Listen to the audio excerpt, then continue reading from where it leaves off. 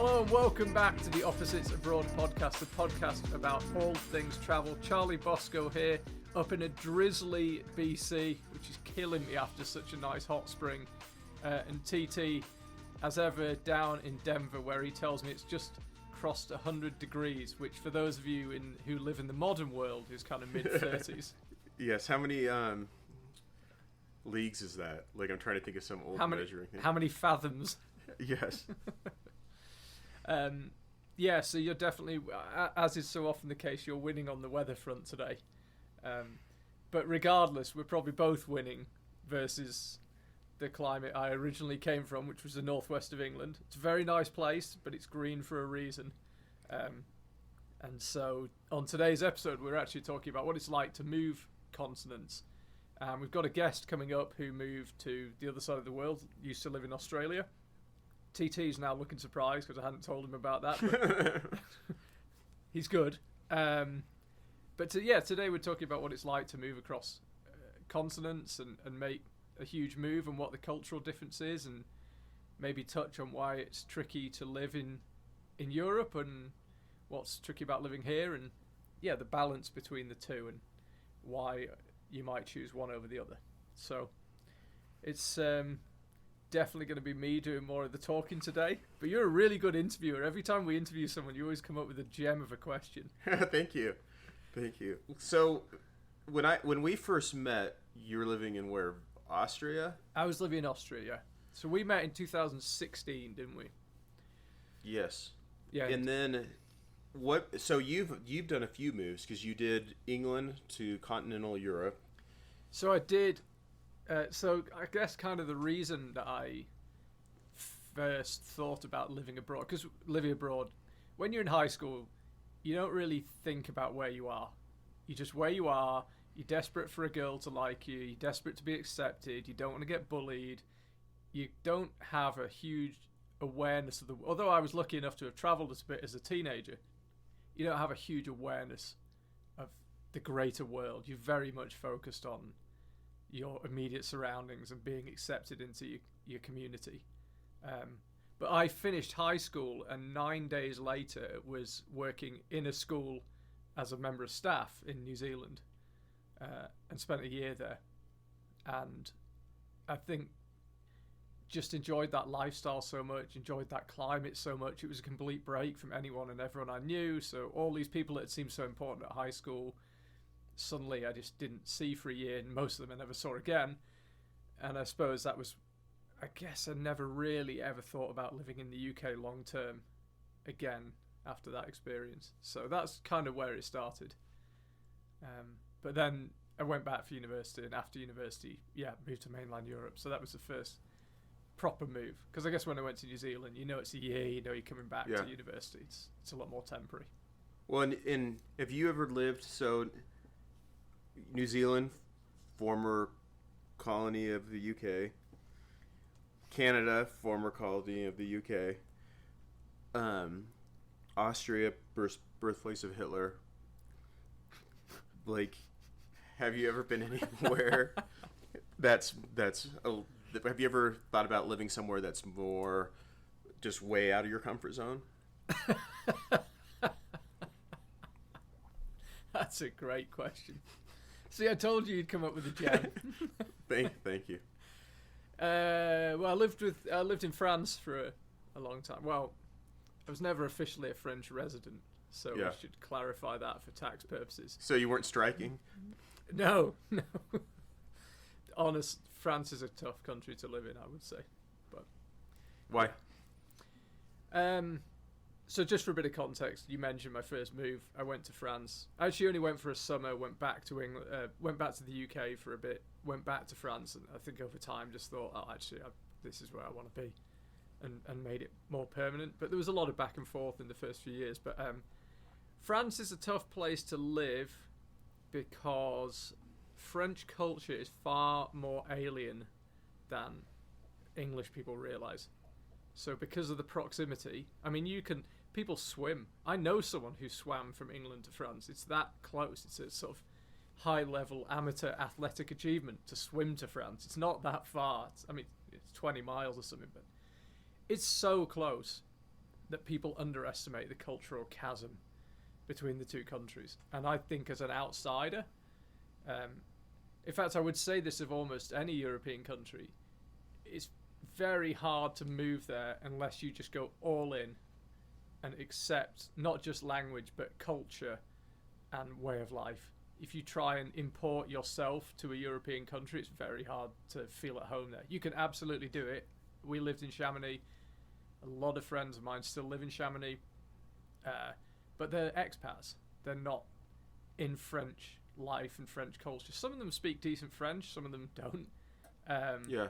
But it's only according to a map that they live in France. By no other real measure do they live in France. So you can live there and be an expat, and that's fine. But I personally think that it's very hard to feel at home in a European country that isn't your own unless you just say, right, I'm going to just be French.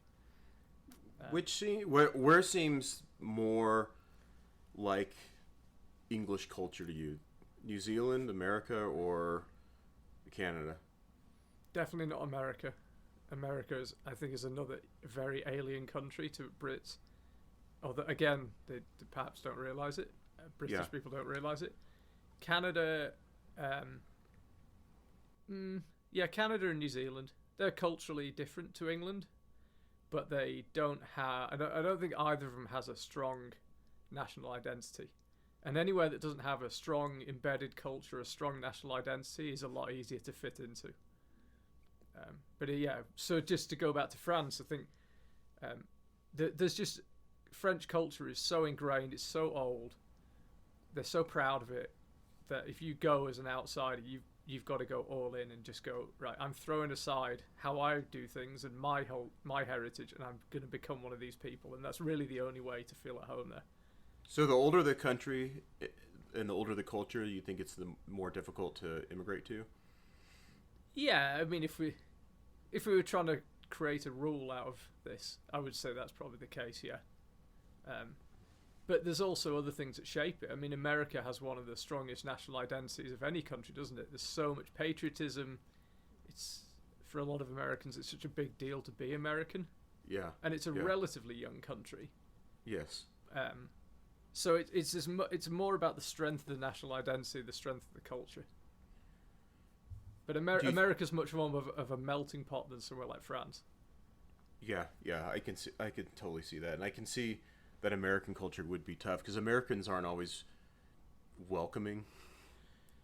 Yeah, I mean, there's a fantastic book by, I think I might have lent it to you maybe when you were, I don't remember if I've lent it to you, John Sopel, who was the BBC's Washington correspondent during the second half of Obama and then Trump and a bit of Biden. He was there about 10 years. He was the guy that famously stood up in one of Trump's early press conferences, the first Trump administration, and Trump said, "Where are you from?" And he said, "The BBC," and "Free, fair and impartial." And Trump went, "Oh, here's another beauty." And on John Sopel's book, one of the so-called reviews on the back is, "Here's another beauty, Donald Trump," which I love. But yeah, John Sopel wrote this book called "If Only They Didn't Speak English." And the premise of the book is, if Americans didn't speak English, we would think of them as foreign to us and we'd understand them better. The fact we have a shared language makes us think we understand them as Brits. Yeah. And actually we have no idea. Each chapter is delving into an area of American life that is alien to Brits. And it's a really interesting book. Oh, I'll have to read that. Yeah, I don't remember you recommending that, but yeah, that sounds awesome. I've got it here. I got a signed copy. My sister, he talked at the school my sister worked at, and she went and listened to him. She got me a signed copy, so I'm afraid I can't lend that one out. You're gonna have to go to the library or something, or just read it when you're here. Do you think it goes both ways? Do you think British culture is as confusing for Americans as American culture is for Brits? What do you think? You know, that's a good... I don't know that I'm the best person to answer that because I'm kind of an Anglophile anyways, and I think because my family originally came from England, even though it's been hundreds of years, I feel like it's kind of like my homeland. And then, as you know, I grew up punk, listening to British punk music. I listened to British New Wave music. I listened to Britpop in the 90s when that came out. I went to college in England.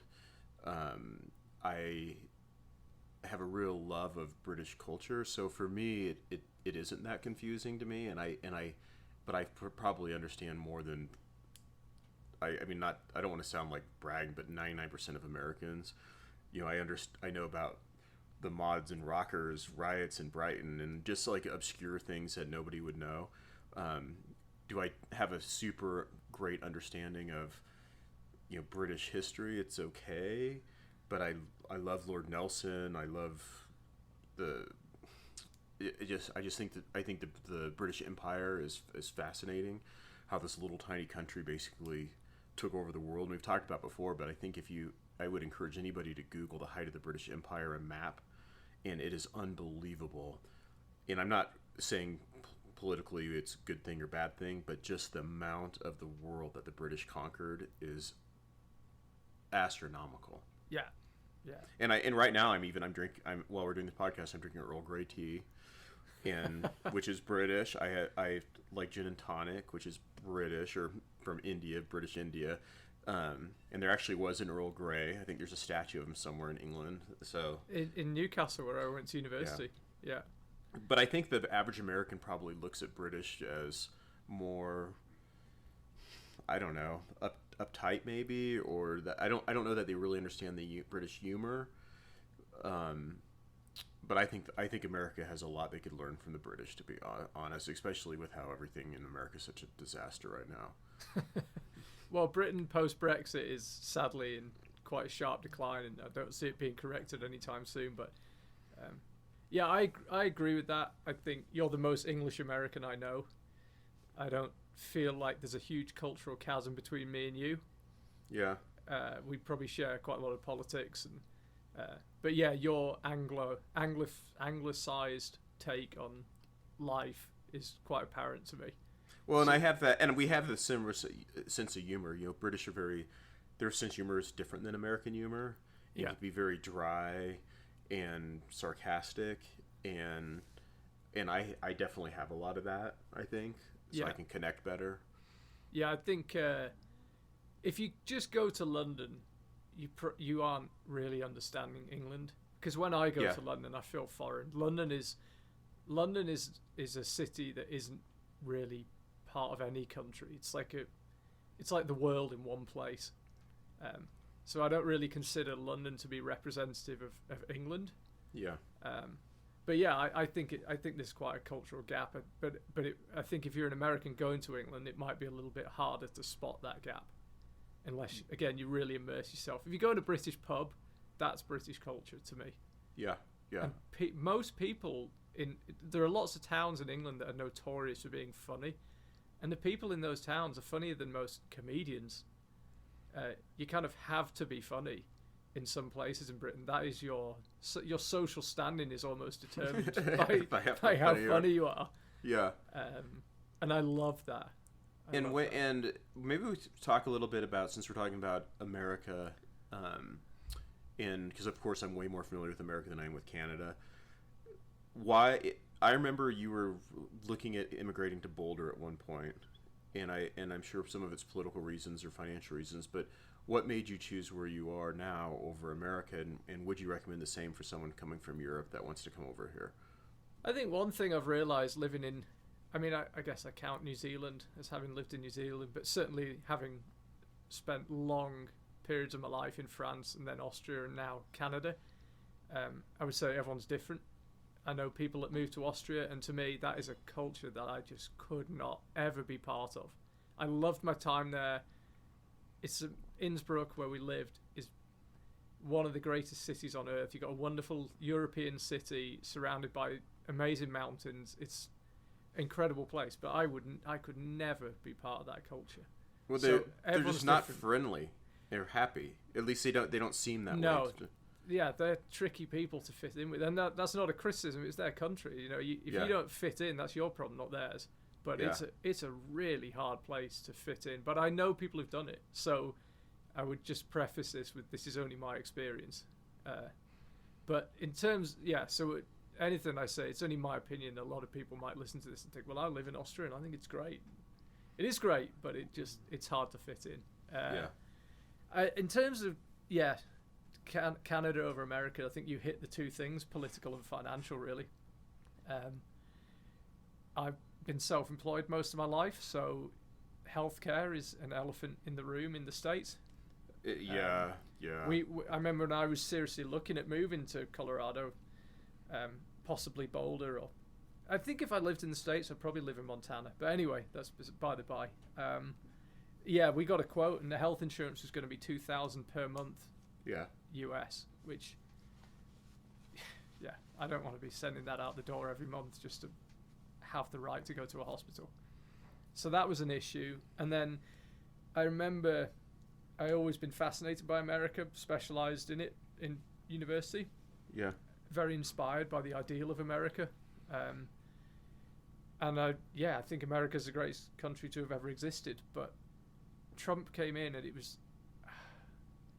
was like the magic disappeared a little bit. You know, Yeah. It's like seeing how a trick is done or something, and suddenly you can never see it the same way again. Yeah. I agree. And I just did not have that. You know, I remember talking to a friend of mine after we'd been one time, and I'd been to DC when Obama was president, and I got home, and we live in Austria. I got back to Austria and was talking to a friend of mine. I said, "What a country! You know, 40 years, 10 electoral cycles after Barack Obama would have had to be sitting on a different section of a bus. He's in the Oval Office. You know, where else is that possible?" And I was inspired by America, but yeah, it just took the shine off it a little bit when Trump came in. I just thought, wow, a country that can take this guy seriously might not be somewhere I want to live if I'm choosing. I think if you're lucky enough to be born and raised and live in America like you, it's fantastic. But if you're actually going to make the call to live there, it suddenly just gave me cold feet. So yeah, I don't blame you. I mean, even myself, I mean, I would view myself as very proud to be American and very patriotic, and my family's lived here since the 1600s, and and fought in a lot of wars, and I'm very proud of all that. But even now, it's not so just Trump. It's that so, you know, half the country goes along with his horrible, racist, anti-democracy, anti-American philosophy that he's got, and is grifting with money, and it's like that old George Carlin saying of, you know, imagine how stupid the average person is, and then realize that half the people are even stupider than that. I think that that's where we are as a country, and the educated and the intelligent and the introspective have now taken a back seat in American culture, and we've turned to this like anti-intellectual, anti-scientific. And the last time I can think of a country really doing that was Nazi Germany. And I'm actually just reading a book right now about Mao's China, and the same thing. I mean, I'm very reluctant to... Oh yeah, Mao killed off all the intellectuals and all the scientists. I don't like the over-the-top far-left reaction to Trump. I think Trump will be gone one day. America will find its way back to sanity. The Democrats will find their way back to sanity. The Republicans will. America will be just fine. But I agree. But however, we're always going to have his picture twice up with all the presidents. I know. It's and horrific. That's where, and like you were saying earlier, that's the shine taken off of America, because that he will always be there, and we will know that America elected this con man twice.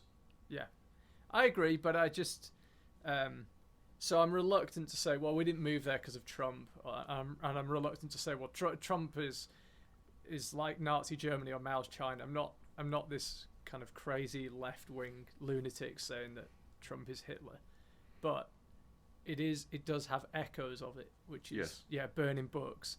Hey, if you believe in evidence, you're not smart enough to see the truth. You know, all this kind of the anti-vaccine.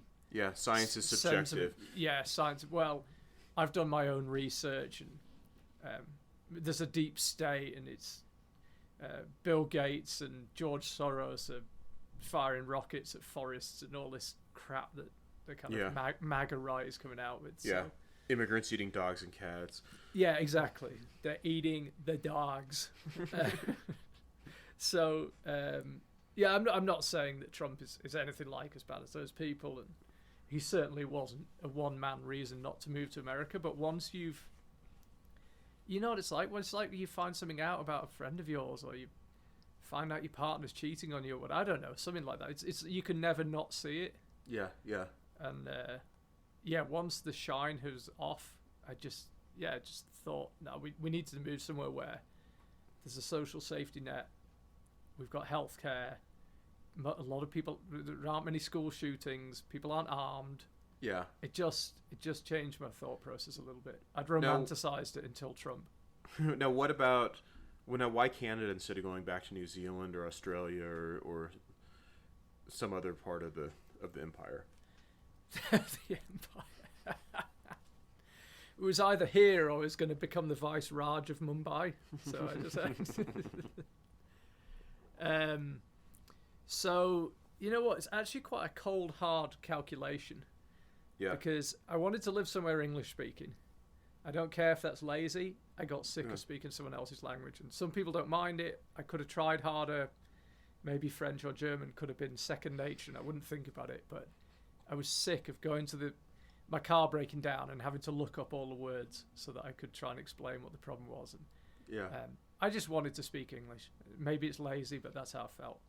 So it is the greatest language of all time. I think it's beautiful. I love the English language. I really do. I think it's just amazing. The way people I know who can speak two languages just said, in English you can express yourself with so much more nuance than you can in a lot of languages. But anyway, we wanted to speak somewhere English speaking. So you start thinking, okay, South Africa, no, just no. Yeah, of course. Yeah, I want to be able to do mountain sports, ski, blah blah blah. Australia's out.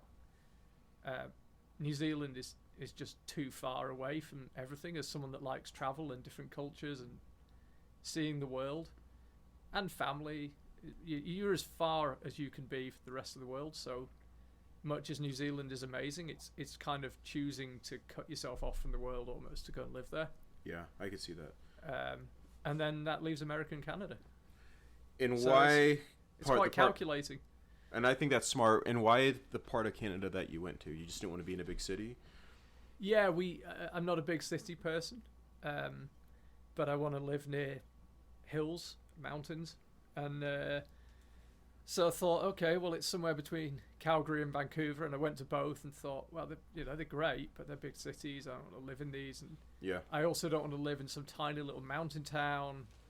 And I remember going on Google Maps. As you zoom in and out, places appear and disappear depending on how much you zoom in. And I was looking for somewhere that I thought is a decent urban centre, but isn't a huge city, and it also isn't a tiny town. And we just found there was Kelowna where we live, and Kamloops, which is about 2 hours to the north. And I came over and checked them out, but it feels like a real cold, hard calculation. Kind of was in a way, but that's smart. Not it's because you've got a family. It's not like you're 20 years old just gallivanting somewhere in the world. It's a big decision. I think it should be cold and calculating. Yeah, I think so. But it's been great. But I guess I always wanted to, not always, but for a long time wanted to live in North America. So what were the biggest surprises about when you came to Canada? There is almost no national identity here. Jean Chrétien, who was Prime Minister in the 90s, early 2000s, famously said Canada's the only country that can live without an identity. And it's incredible here that there is no kind of uniting identity, no uniting culture. People, as soon as we got here, people were saying to us, "You do you." There's no social norms to abide by, which coming from Europe is really weird. Yeah. If you socialize here, there could be 10 things that have you. We've been to loads of social events and no one's got any alcohol. Which, in Europe, imagine if you went to a barbecue in Europe and no one cracked a beer, or Australia, or anywhere really. And then we've been to some where people are getting hammered, and then there's just it's a very very informal no cultural norms. You socialize how you want to socialize, live how you want to live, do what you want at the weekends. Whereas I guess in Austria, this kind of, look, if you're going to come to our house, this is how it works. And this is how it's worked for generations. You're going to turn up at this time. You're going to bring this. I'm going to cook this. It's very prescriptive. Whereas here, there's nothing to fit in with.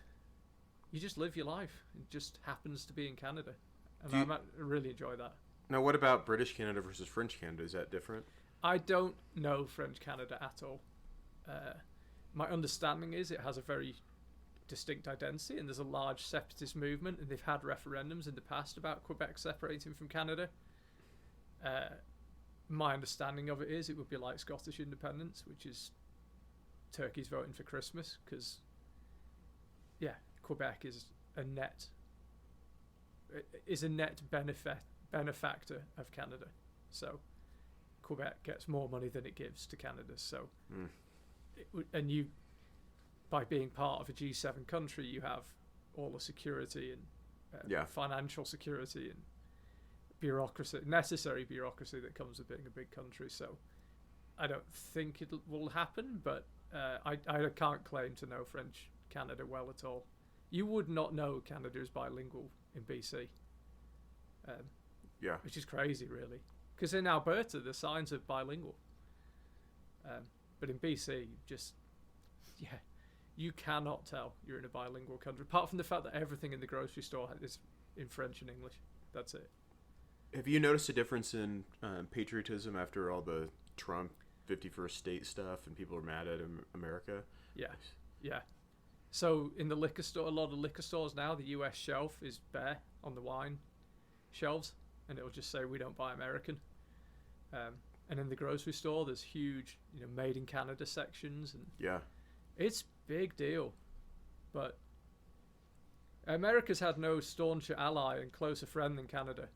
And to talk about your closest friend and neighbor in those terms is disgraceful. So I was appalled that Trump would say things like that, and I think most people here were. I know a lot of people who've sold vacation homes they had, because a lot of people in Canada go to the States for winter to escape Canadian winter.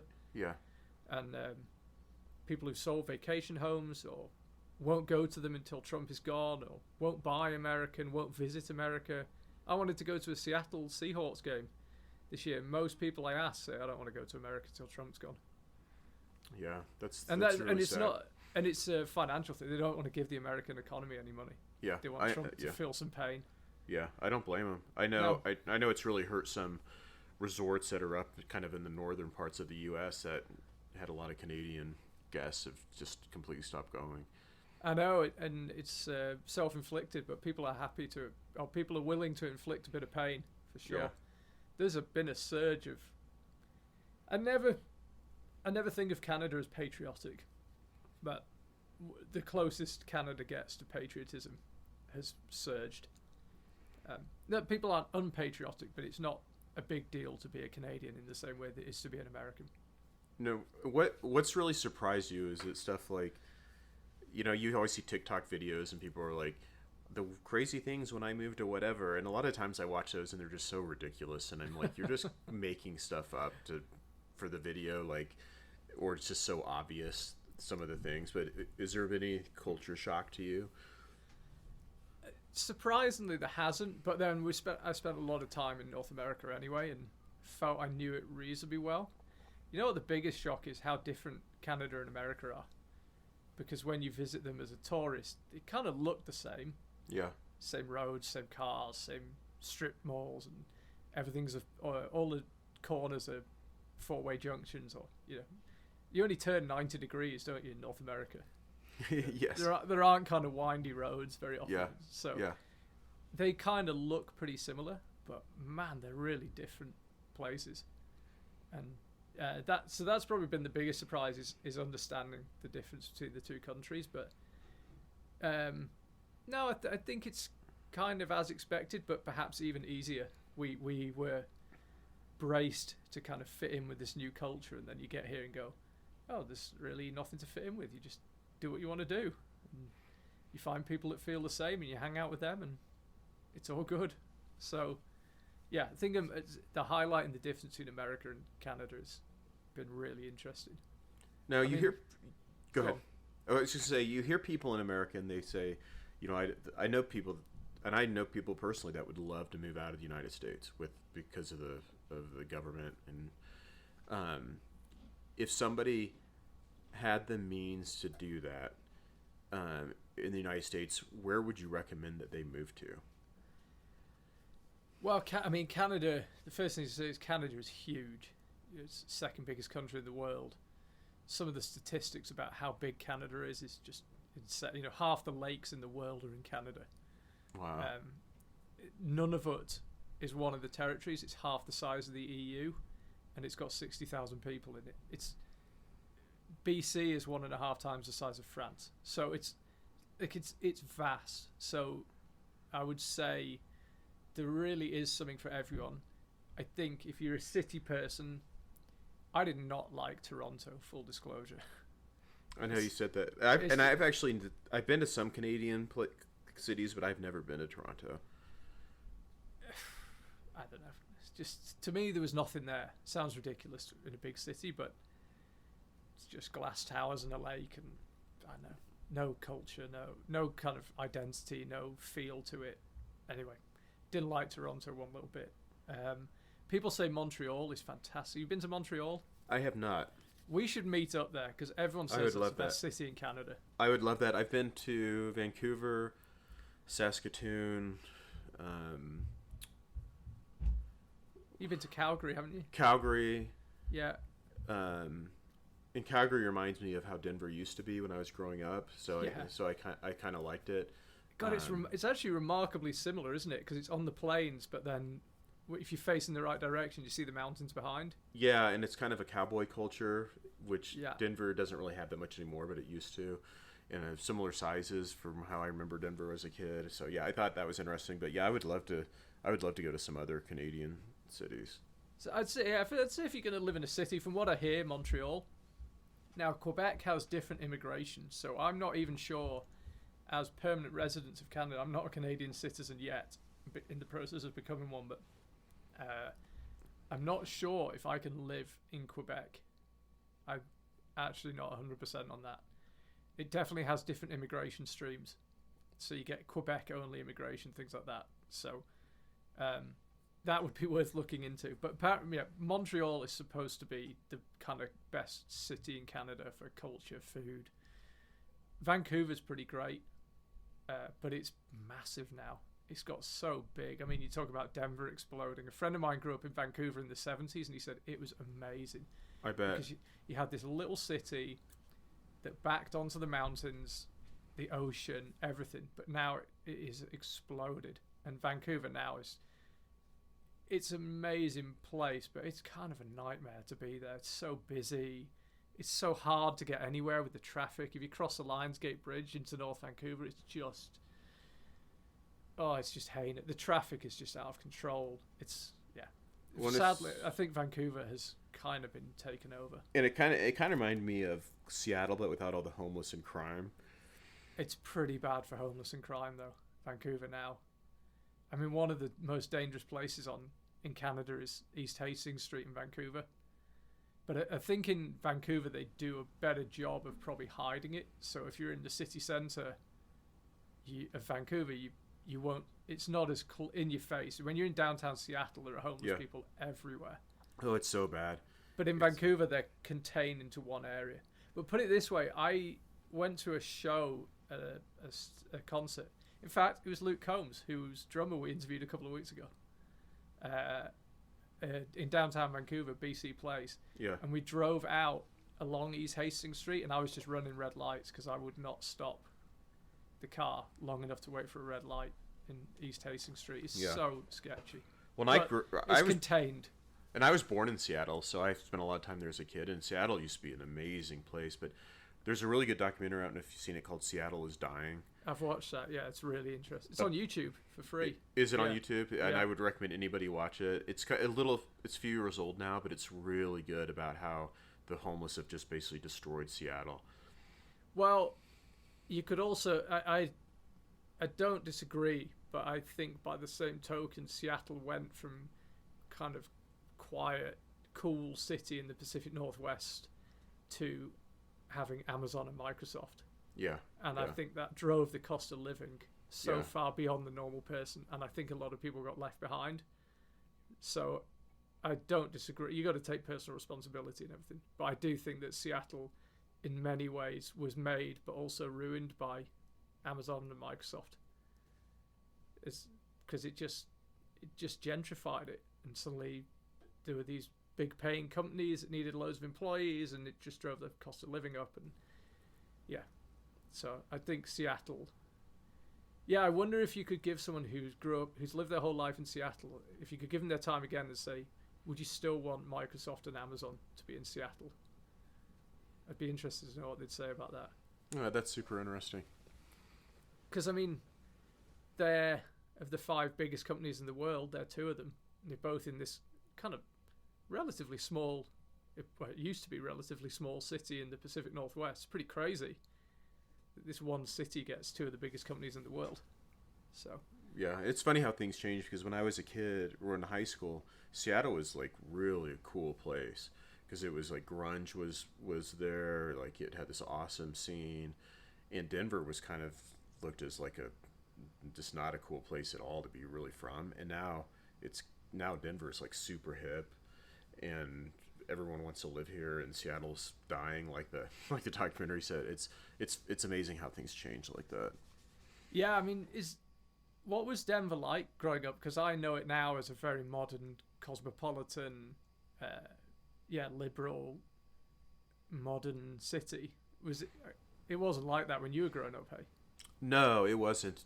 Denver was, I mean, it was a city, but we had some oil money and like a beef industry. We had some Samsonite was from here. There was some stuff, but it was very, very small as a city. And I remember being in high school, and it's amazing trying to explain to like my kids, but when I was in high school, there were places to go as a high schooler in downtown Denver. There was a coffee shop called Paris on the Plot that you could go to. There was like one dance club. There was only a few concert venues: Mercury Cafe, Ogden, Bluebird, Gothic Theater. There was a punk bar, a rockabilly bar. But if you weren't 21, I mean, there was almost nowhere to go and nothing to do. And I remember going downtown to like Paris on the Plot when I was like 16 or 17, and you may pass one other car all the way from like the outskirts of Denver into downtown Denver. No. There's no, you park. When I got out of college, like downtown Denver was deserted. There's just homeless and abandoned buildings. It was, and some of that's really kind of charming when I look back at it. There's very few, like you knew what all the restaurants were in Denver because there just wasn't that many.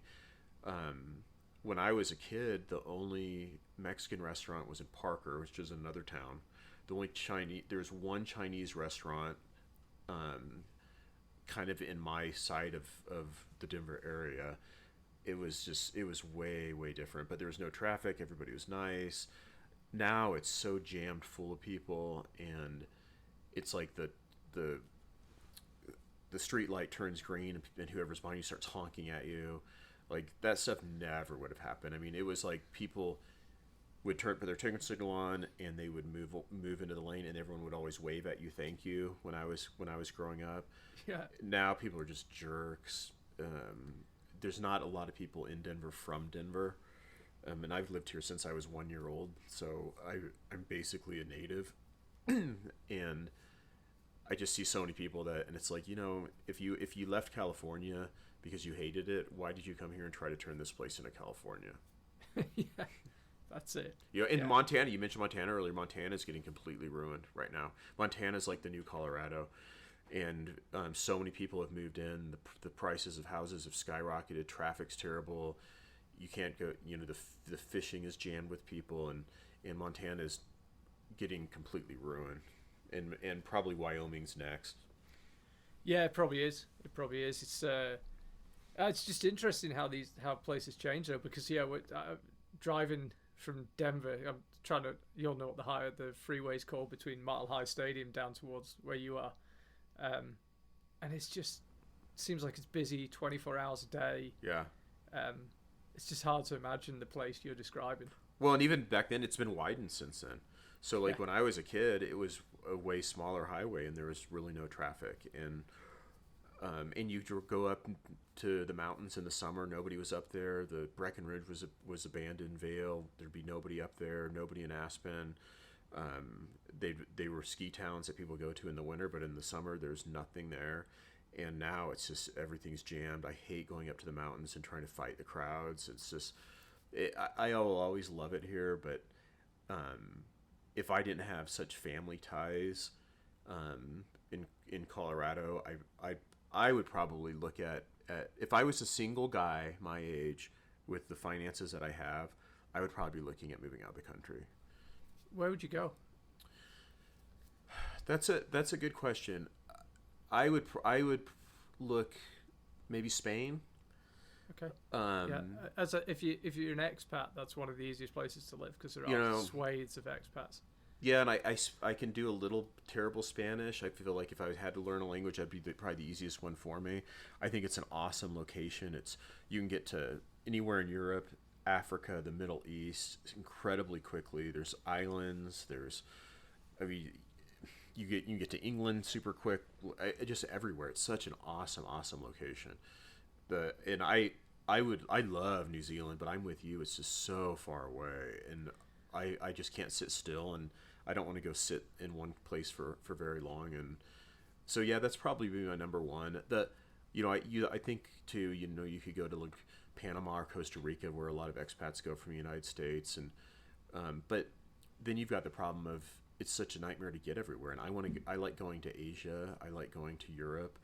Well, what a pain in the ass to try to get to Asia, to Japan or somewhere if you live in Costa Rica.